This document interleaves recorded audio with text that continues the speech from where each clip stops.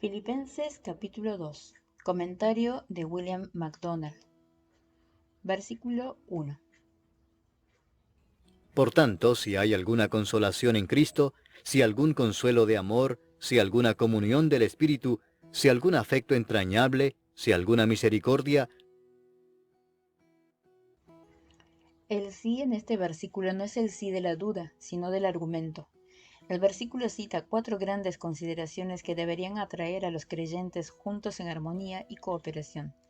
El apóstol viene a decir, por cuanto hay tanto aliento en Cristo, por cuanto su amor tiene una persuasión tan inmensa, por cuanto el Espíritu Santo nos une a todos en una comunión tan maravillosa, y por cuanto hay un afecto tan entrañable y compasivo en el cristianismo, deberíamos poder convivir en feliz armonía unos con otros. F. B. Meyer describe estos cuatro motivos como 1. El poder de persuasión de Cristo. 2. La tierna solicitud que da el amor. 3. La comunión del Espíritu. 4. Humanidad y compasión. Es evidente que el apóstol está haciendo un llamamiento a la unidad basado en la común devoción a Cristo y a la común posesión del Espíritu Santo. Con todo lo que hay en Cristo, los miembros de su cuerpo deberían tener unidad de propósito, afecto, acuerdo y simpatía. Versículo 2. Completad mi gozo sintiendo lo mismo, teniendo el mismo amor, unánimes, sintiendo una misma cosa. Si los anteriores argumentos tienen algún peso sobre los filipenses, entonces Pablo les ruega, sobre la base de los mismos, que completen su gozo. Hasta este momento los filipenses habían dado mucho gozo a Pablo, no lo niega ni por un momento, pero ahora les pide que llenen su copa de gozo hasta rebosar. Podrían hacer esto siendo de un mismo sentir, teniendo el mismo amor y siendo unánimes, sintiendo una misma cosa. ¿Significa esto que se espera de todos los cristianos que piensen y actúen de la misma manera? La palabra de Dios no da en ninguna parte tal sugerencia, aunque desde luego se espera de nosotros que concordemos en los grandes fundamentos de la fe cristiana. Es evidente que en muchas cuestiones menores habrá mucha diferencia de opinión. La uniformidad y la unidad no son lo mismo. Es posible tener esto último sin tener lo primero. Aún no estando de acuerdo en cuestiones menores, podemos dejar de lado nuestras propias opiniones, allí donde no hay ningún verdadero principio involucrado por el bien de los demás. Ser de un mismo sentir significa realmente tener la mente de Cristo, ver las cosas como Él las vería y responder a ellas como Él lo haría. Tener el mismo amor significa mostrar el mismo amor a otros que el Señor nos ha mostrado a nosotros. Un amor que no contó el coste. Ser unánime significa trabajar juntos en armonía para una meta común. Finalmente, sentir una misma cosa significa actuar de una manera tan unida que se haga evidente que la mente de Cristo está dirigiendo nuestras actividades. Nada hagáis por contienda o por vanagloria, antes bien con humildad, estimando cada uno a los demás como superiores a él mismo. Nada en absoluto debería hacerse por rivalidad o por vanagloria, ya que estos dos de los peores adversarios a la unidad entre el pueblo de Dios. La rivalidad o ambición egoísta es el deseo de ser el número uno, cueste lo que cueste. La vanagloria habla de la soberbia o propia exhibición. Siempre que uno encuentra personas interesadas en reunir a una camarilla a su alrededor o en promocionar sus propios intereses, encontraremos las semillas de las contiendas y querellas.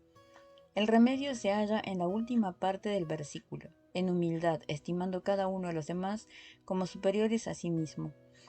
Esto no significa que uno tenga que considerar a los criminales como poseedores de mejores caracteres que los nuestros, sino que deberíamos vivir de manera desprendida por los demás, poniendo sus intereses por delante de los nuestros. Es fácil leer una exhortación como esta en la palabra de Dios, pero otra muy distinta, apreciar lo que realmente significa y luego ponerla en práctica realmente. Estimar a los demás como superiores a uno mismo es totalmente extraño a la mente humana y no podemos hacerlo con nuestras propias fuerzas. Solo siendo habitados y capacitados por el Espíritu Santo podremos practicarlo. Versículo 4. No mirando cada uno por lo suyo propio, sino cada cual también por lo de los otros. La cura de los trastornos entre el pueblo de Dios es preocuparse más por lo de los otros, esto es, por sus intereses, que por lo de nuestras propias vidas. De una manera muy real, la palabra otros constituye la clave de este capítulo. Es al dar nuestras vidas en devoto sacrificio por otros que nos elevamos por encima de las egoístas pendencias de los hombres. Los otros, Señor, este mi lema sea. Ayúdame para por otros vivir para ti. Charles D. Meigs. Versículo 5. Haya pues en vosotros este sentir que hubo también en Cristo Jesús. Haya pues entre vosotros los mismos sentimientos que hubo también en Cristo Jesús. Pablo va a poner ahora ante los ojos de los filipenses el ejemplo del Señor Jesucristo. ¿Qué clase de actitud exhibía él? ¿Qué era lo que caracterizaba su conducta delante de los demás?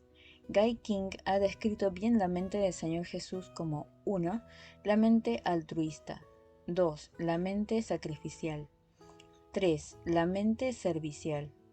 El Señor Jesús pensaba constantemente en los demás. Lágrimas no tenía por su dolor, mas por el mío sudor de sangre vertió. Charles Gabriel. Versículo 6. El cual, siendo en forma de Dios, no estimó el ser igual a Dios como cosa a que aferrarse. Cuando leemos que Cristo Jesús era en forma de Dios, aprendemos que existió desde toda la eternidad como Dios. No significa meramente que se pareciese a Dios, sino que realmente es Dios en el más verdadero sentido de la palabra. Pero no consideró el ser igual a Dios como cosa a que aferrarse. Aquí es de la mayor importancia distinguir entre igualdad personal y posicional con Dios. En cuanto a su persona, Cristo siempre fue, es y será igual con Dios. Sería imposible para él dejar esto. Pero la igualdad posicional es cosa diferente. Desde toda la eternidad, Cristo era posicionalmente igual con su Padre, gozando de las glorias del cielo, pero no consideró esta posición como algo a lo que tenía que aferrarse a toda costa. Cuando un mundo con una humanidad perdida necesitó ser redimido, estuvo dispuesto a dejar su igualdad posicional con Dios, el bienestar y goces del cielo. No consideró que todo eso fuese algo a lo que tuviese que aferrarse para siempre y bajo todas las circunstancias. Así estuvo dispuesto a venir a este mundo a sufrir la contradicción de los pecadores contra sí mismo. Dios Padre jamás fue escupido, golpeado ni crucificado. En este sentido el Padre era mayor que el Hijo, no mayor en cuanto a su persona, sino en cuanto a su posición y a la forma en que vivía. Jesús expresó este pensamiento en Juan capítulo 14, versículo 28. Si me amarais, os alegraríais porque he dicho que voy al Padre, porque el Padre es mayor que yo. En otras palabras, los discípulos deberían haberse gozado de saber que iba al hogar celestial. Mientras estaba en la tierra, había sido tratado con crueldad y había sido rechazado. Había estado en inferiores circunstancias que su padre. En este sentido, su padre era mayor, pero cuando volviese al cielo volvería a ser igual con el padre en sus circunstancias como ya lo era en su persona. Gifford explica. Así, no es la naturaleza o la esencia, sino el modo de existencia lo que se describe en esta segunda cláusula. No considero el ser igual a Dios como cosa a que aferrarse, y un modo de existencia puede cambiarse por otro, aunque la naturaleza esencial sea inmutable. Tomemos la misma ilustración de San Pablo, en 2 a los Corintios capítulo 8, versículo 9. Por amor a vosotros se hizo pobre, siendo rico, para que vosotros fueseis enriquecidos con su pobreza. Aquí, en cada caso, lo que tenemos es un cambio del modo de existencia, pero no de la naturaleza.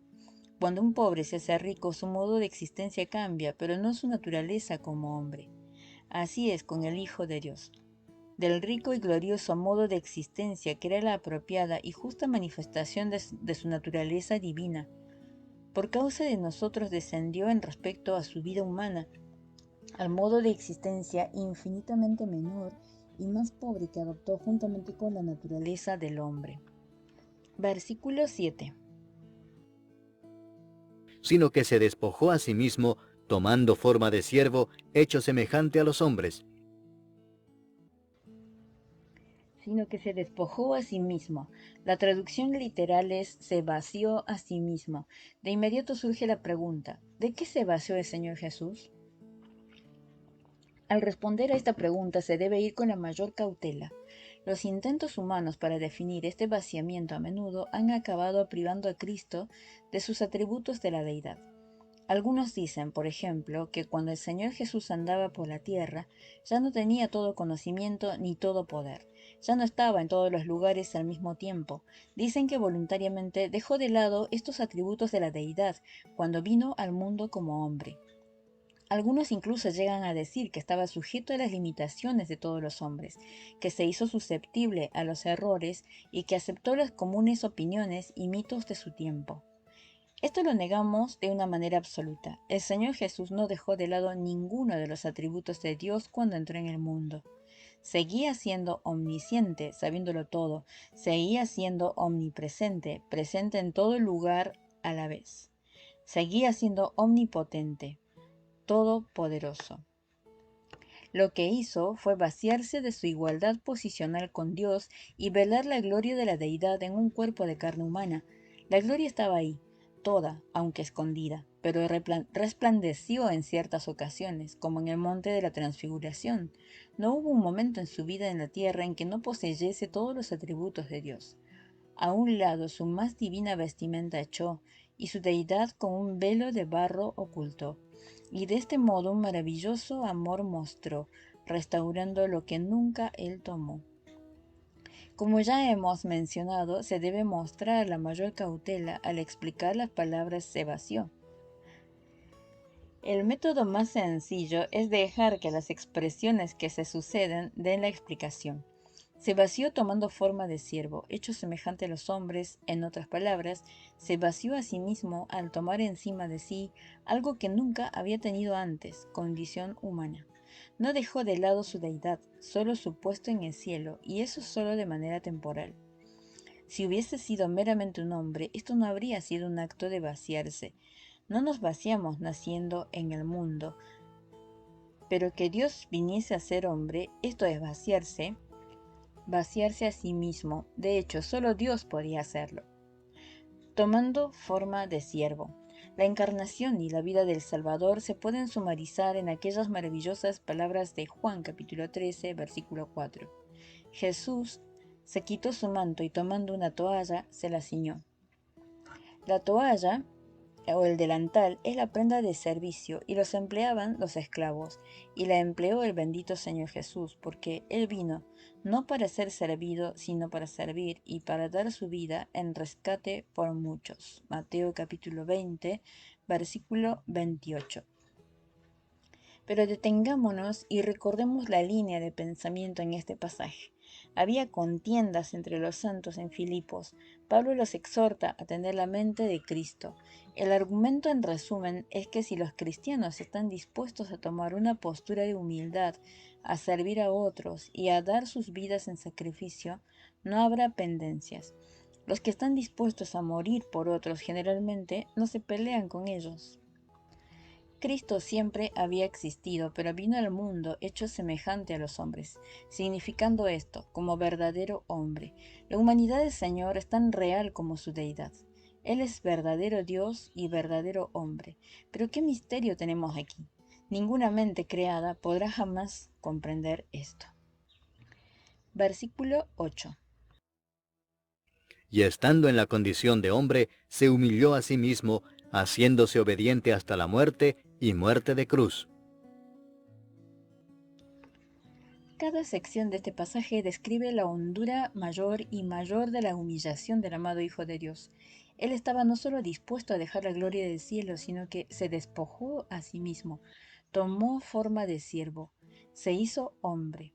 Pero ahora leemos que se humilló a sí mismo. No había profundidad a la que no descendiese a fin de salvar nuestras almas culpables. Bendito sea para siempre su glorioso nombre. Se humilló a sí mismo, llegando a ser obediente hasta la muerte. Esto es maravilloso a nuestros ojos. Obedeció, aunque esto le costó la vida. Obediente hasta la muerte significa que obedeció hasta el fin.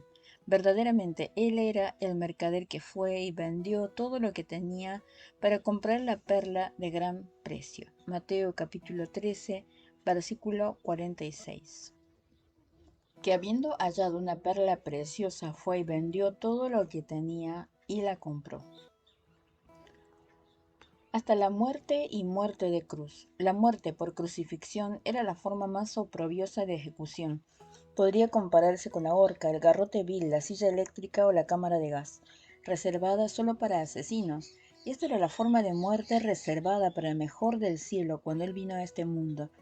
No le fue permitido morir una muerte natural en cama. La suya no fue una muerte accidental. Había de morir la vergonzosa muerte de la cruz. Versículo 9. Por lo cual Dios también le exaltó hasta lo sumo y le dio un nombre que es sobre todo nombre. Ahora tenemos un brusco cambio. Los anteriores versículos describen lo que hizo el Señor Jesús. Él tomó el camino de la propia renuncia, no buscó un nombre para sí mismo, se humilló a sí mismo. Pero ahora pasamos a una consideración de lo que Dios ha hecho.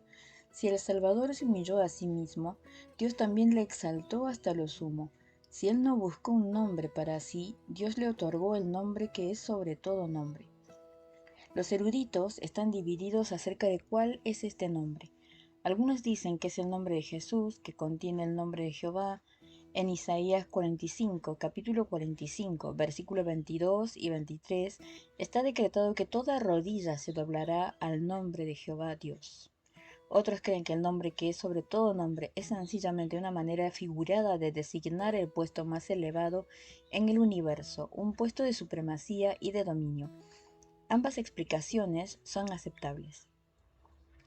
Ahora buscaremos Isaías capítulo 45, versículos 22 y 23, que dice: Mirad a mí y sed salvos todos los términos de la tierra, porque yo soy Dios y no hay más.